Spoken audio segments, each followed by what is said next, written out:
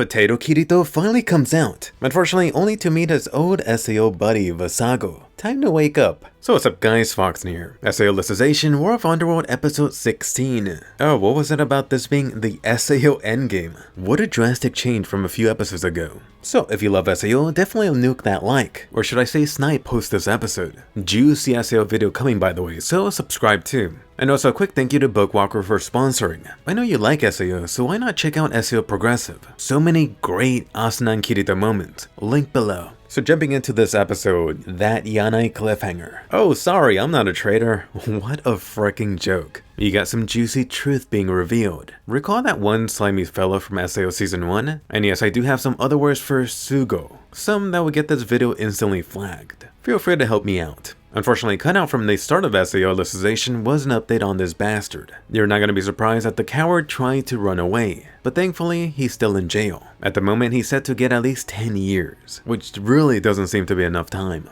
Yeah, some legacy right there. To make things worse, this guy was that nasty purple slug monster. Yes, this is a traitor that's been working with the NSA. If this guy manages to get Alice, he's gonna get that one sweet meal ticket in the US. Pretty much what Sugo was originally aiming for. So right here, a couple details cut out from the anime. As you recall, Wrath was a secret department put together for the goal of developing AI for military usage. This is part of the reason why it made it difficult to put a team together. All of this really boiled down to how Yanai slipped in with his background in full dive R&D. By the way, Kiku also made sure every engineer on board got gun training. Yeah, that sure backfired. Anyway, switching back to the dark territory side. Shinon's neck getting some Gabriel love. Honestly, that kickoff scene was only detailed for being so short. Either way, I'm just glad that the anime included what I felt wasn't an entirely skipped scene from the last episode. It turns out Gabriel did recognize Sinon from the last BOB a few weeks back. Gabriel was actually the winner of the first and fourth bullet of bullets. The first time, Gabriel won only using a knife and a handgun. The last time, he took down people with the army combative skill. Gabriel took down the first person, then looted their body for their weapon, and then moved on to the next target. Something tells me that Kirito wouldn't stand a chance. And right here, I love the visual of Sinon so afraid. I mean, who wouldn't be after this blonde dude randomly force chokes you across the map? You even got Gabriel's little fate speech. He outright said it. He wants to try sucking her soul or Flocklight in the Underworld. The fact that he so casually said that out loud, I don't know if I want to mark that as creepy or just hammering down how cuckoo Gabriel is. By the way, just to try to clarify a little bit, God Vector's ability was to manipulate Underworld's people's Flocklight. It was actually the combination of God Vector's powers plus Gabriel's extreme incarnation that led into this super soul-sucking ability, which is why he could still do it. In other words, being crazy in the Underworld may give you insane abilities. And frigging finally, you got the line, Gabriel explaining the origins of Subtilizer. For me, I always thought that his blonde boy avatar felt a bit bland. But then this episode with the black eyes. Forget about God Vector, Gabriel here looks eerie as hell. For the actual soul-sucking Gabriel, I went into this episode really worried. Would A1 Pictures go overboard like they did with the Goddess Leafa tentacle scene? Thankfully, it seems like they kept it on normal levels of weird. You only had Gabriel looking like he was going in for a smooch. Someone go ahead and call the VR FBI. Sinon is still in high school. Anyway, Sinon totally saved. So what that little thing was actually one of the lecturers from the time that Kirito saved her, or at least the time that he tried. Recall, Kirito still got his ass kicked. Sinon went ahead and turned that into a necklace. Yeah, not weird. It kind of reminds me of what Rinko did with her gift from Kayaba. Of course, all of this was something she never told Asuna or Kirito. For good reason too. And to be honest, I always thought it was a little weird. Don't get me wrong, it does make sense keeping something from that time. You know, maybe keep it in your drawer, keep it somewhere safe. But then turning it into a necklace and then wearing it on top of that. That's too much. Either way, more important, the reason that it's in the Underworld, it really just goes back to being something very important from Shinon's memory. So it physically appeared in this world created from memories and imagination. Anyway, more impressive, the weapon change, Annihilation Ray to Sniper Mode. This would have been so badass if only they didn't show this in the damn trailer. It'd be like giving away Captain America with Thor's hammer before Endgame.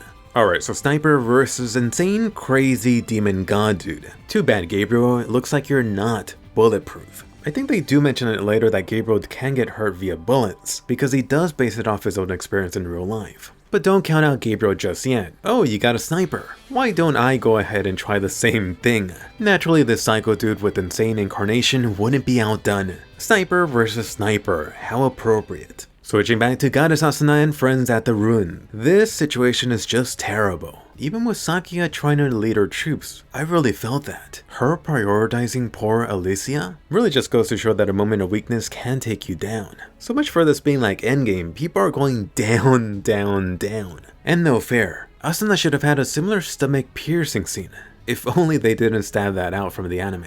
It also looks like this episode couldn't escape the massive CG blob mess when it comes to soldiers fighting. Thankfully they're keeping this brief. As for Sione, really an attack on the heart with the Yuki reminder. Badass Sione moment too. Looks like the anime cut out the blood and her pain. Originally, she was thinking that the pain was nothing compared to suffering of her bone marrow transplant from leukemia. Combine that with the savage therapy afterwards. Naturally, the anime skipped out details for her. Sione's mother was Japanese and her father's Korean, so she could speak both languages. Alright, so getting into it, you had her trying to reason with the knights. I always did think that trying this was hopeless. I mean, sure, you're trying to convince one knight. Maybe you could do that for the knight and the group around you. But there's literally thousands that won't hear you, that can't be reasoned with, or that simply don't care. I mean, VR, am I right? As for Moonphase and Not right here, now it should be very clear why they spent so much time on these guys last episode. Moonphase and Mei are really the stand-in for the Korean and Chinese players. But doesn't matter, Vassago time. No way was the Laughing Coffin leader going to sit back and let these guys ruin his fun. Which, by the way, what was up with that boomerang axe? I got a feeling that's going to come into play in battle. Which, by the way, slight change here. Vassago originally backstabbed Moonphase for being a traitor to his cause. So all of this was really futile. Vassago's really just giving me this low-key vibe with all the trouble he's stirring. Switching over to the latest SAO romance, Sheta plus Iskan. Oh yeah, Thor has arrived. I mean, Goddess Leafa is here to save the day. All behind her leading the Bacon troops. Hopefully those guys could take out a few Red Knights. Then back at the Ocean Turtle, the discount Terminator for the win, really only helping him by a few minutes. So recently I've seen someone be asking about Iskan and most recently the Orc leader, whether both of these are similar to Alice and Yuju. Keep in mind that Iskan really only ripped his eye out. On the other hand, the Orc leader is close, but not on the same level as Alice. Then for the juicy bit, Rinko finally pointed out this strange Underworld restriction. Naturally, it wouldn't make any sense. The taboo index completely goes against anything that Wrath is trying to achieve. Thanks a lot, Yanai. Code 871 is a system code you previously saw when someone's trying to commit a taboo, which really just means that Yanai wasn't exactly trying to be too secretive about it. I mean, the number is on his freaking lab coat. Which, by the way, in Japanese the characters 871 can also be read as Yanai. Either the guy is a sloppy, lazy guy, or perhaps he's a mad scientist that wants to be found out. I'll let you decide. Too bad for poor Higa, Wrath is barely finding about this now. If only they realized like an hour ago, Higa wouldn't be leaking Kool-Aid. And you just gotta love the logic here. Oh, no one died. No one from Wrath, so it's fine.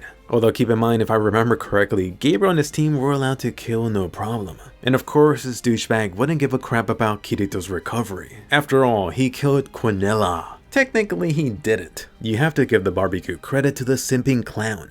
Alright, so getting some truth revealed here. Talking about simps, this Yanai guy was nothing but a huge simp towards Quinella. He even calls her Anmi-chan. If you think about it, I don't know whether to call this funny or just sad. Quinella was even manipulating the supposed god, an actual creator of the Underworld. But you know Quinella, she was really just trying to save her own ass. By the way, Yanai being the one that corrupted the Underworld has been foreshadowed back in the first half. Some of you may have recognized him. Anyway, switching back to the bloody battlefield, such a dire situation. And what was that? Slapping a goddess. Someone's gotta shoot this mofo back to GGO. So yeah, everything is really unlike Endgame. To be fair, you did have the guys coming in so heroic-like, but just a few episodes later, they're all on the ground bleeding out. I mean, Klein's on the floor, the enemy kind of even trying to hide that he's missing his left arm. Aggio's on the floor looking like a hot meal. Damn, they did this guy dirty. Turns out he was actually trying to take most of the damage protecting Silica. What a tank. And even seeing Liz start to break down, this was hard to watch, especially after giving that heartfelt speech. I mean, sure, Asuna, you could sugarcoat it all you want, but Liz and you guys will at least be partially responsible for any lost accounts here. You also do have to commend Lina Senpai for still trying to fight in this horrible situation. On the flip side, could you imagine from the Underworld people's perspective, just seeing this goddess on the ground, the goddess that you believed in, her now pleading to you guys to stand down?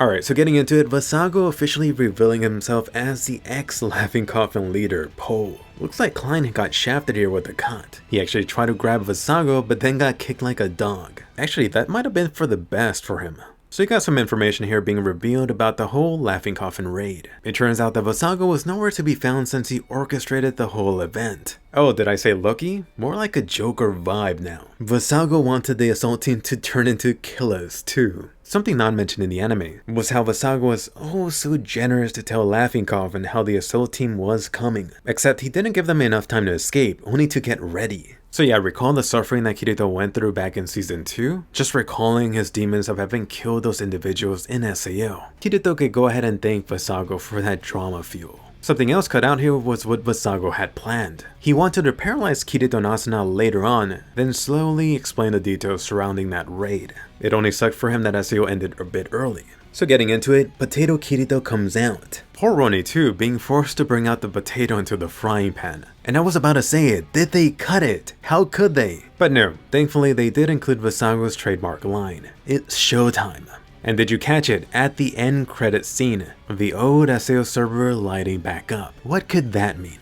Alright, so what did you think about this episode? What was the best moment? For me, it kind of feels like I'm done with Gabriel. I'm definitely loving much more what's happening over here with Vassago. A good chunk of the episode felt more like setup, at least for the Vassago and Gabriel events. I was actually expecting one of these two to be nearly done by now, which means next episode will be truly heated, especially with a certain potato now on the battlefield. As for one major cut, really got shafted. It seems like every SAO episode is a game of, oh, what's gonna be cut? I mean, fleshing out characters? Who needs that? So here's a quick overview. Renly was really thinking over the recent series of events. I mean, you have all this war, and now the invaders from the heavens. Was the true nature of humanity just killing, he wondered. Renly didn't want to accept it. You then had Tisei and Renly volunteering to go fight. Tisei wanted to protect the world that Yujiro truly cared about. Lina Senpai also joined in. It seemed like this motivated Renly since he agreed to go with them to protect them. In honor of Eldri, Bercouli, and Shetu who sacrificed themselves, Renly finally found a place to use his life and fight, as they had done for him.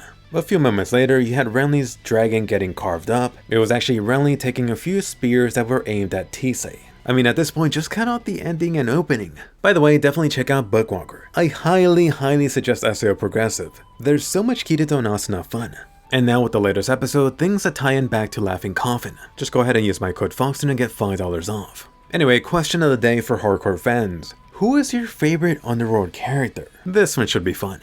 And also definitely be sure to watch my new Attack on Titan video. Just based on the actual contents of the video, I had a feeling that YouTube would suppress it. Unfortunately, it looks like they are censoring it. So go ahead and watch it, otherwise you may not get notified, and I'll see you guys later.